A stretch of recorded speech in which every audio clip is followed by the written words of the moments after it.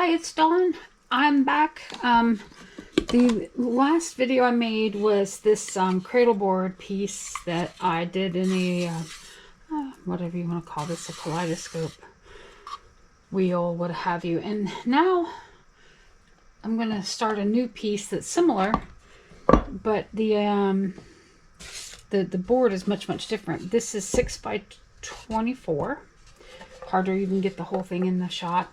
It's, I think, a 3/4 inch depth. These are you can get these at your art store, or you know, the A app. And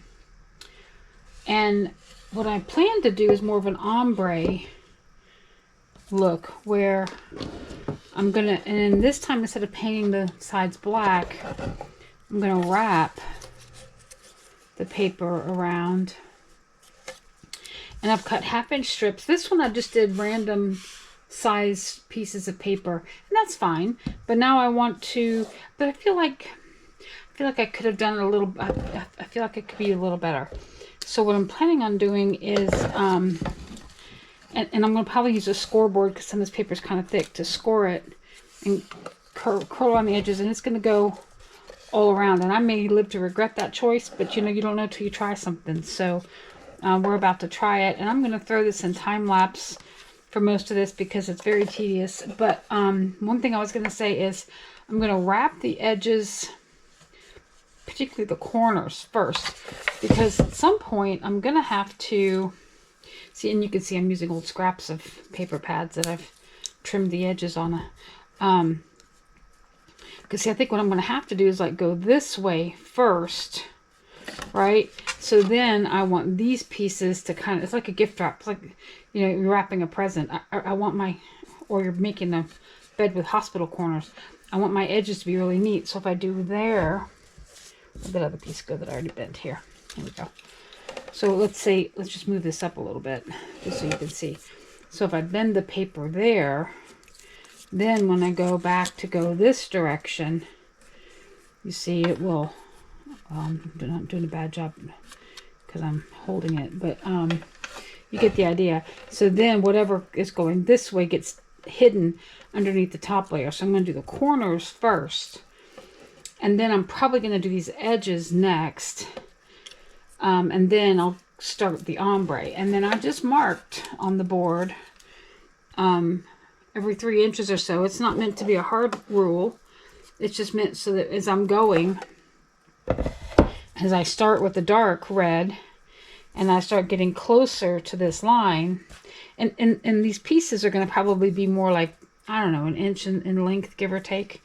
So these strips are just over here to, but as I get closer, I'm going to start graduating my colors to start using things that are a bit more red-orange, so that when my orange starts in about here, and I'm going to feather it so it's not a hard line, then the transition makes sense. So I'll start with the, you know, the darker reds towards the back, and then the medium reds, and then into, you get it.